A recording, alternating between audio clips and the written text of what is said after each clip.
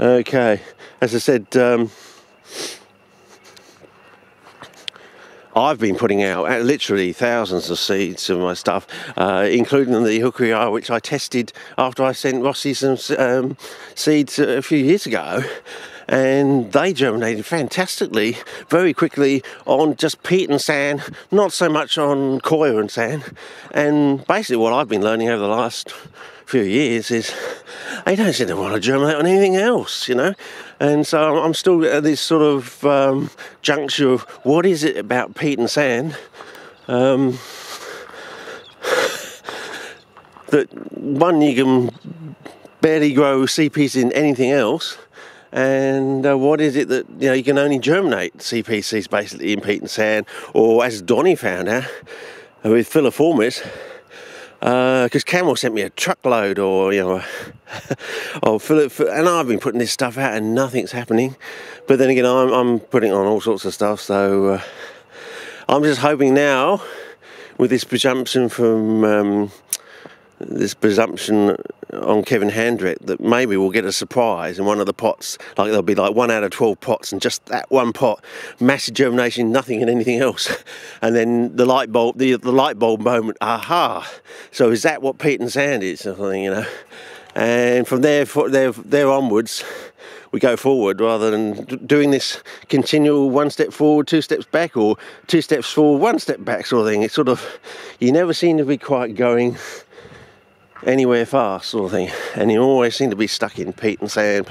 It's always some combination of peat and sand. Vermiculite, peat and sand. Perlite, peat and sand. Well, the other thing is, you know, what is this perlite business? You know, around the new millennium, I went to the Botanic Gardens, which I think I filmed, and it was like a bloody desert scape out there. It's sort of like they've gone totally the opposite way, you know. Here we have bog plants, we're going to teach you how to grow them as though they're cacti and succulents. It's sort of, it was really strange. You know, so you had, so I am with my son, sort of trying to introduce him to carnivorous plants, you know, because he's only like a little tacker then. And I couldn't really say anything, because I was saying, oh, I don't want to tell him about this because it's wrong, you know.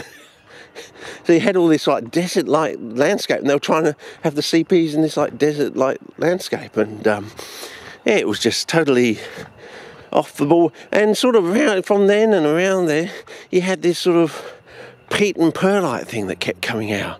You know, everyone started going over to peat and perlite, and you see these lovely looking Venus flytraps, but they grow no bigger than a 2 by 2 inch pot almost. You know, it's like and everyone's doing this sort of hand routine, so that, yeah, they make the plants look bigger by holding their hand either behind it or in front of it, or something. You know, you can see them online. They're doing it, or over in the Asian world, they're using these little micro pots, until suddenly one day you think, oh, that's a good plant, and suddenly you realise the pot they're using is identical in shape and colour as what we use here, but it's about this size.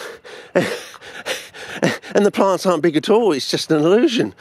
Illusion or illusion? I think it's an illusion. So,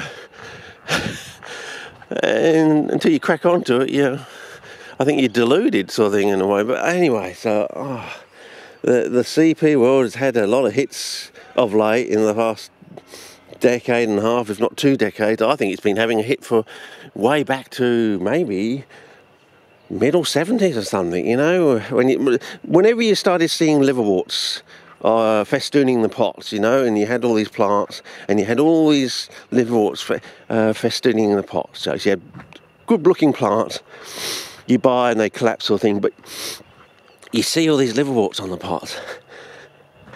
And of course, being from a Abbottland, Australian sort of perspective, we didn't have that European mentality that liverworts, basically half the European species are obligate calcicoles. They cannot grow on anything but calcium, and the other half, the other 50% of the species across Europe and Britain and places like that are facultative species. You know, they don't have to, but they would prefer it if they could grow on you know, limestone, calcium sort of thing.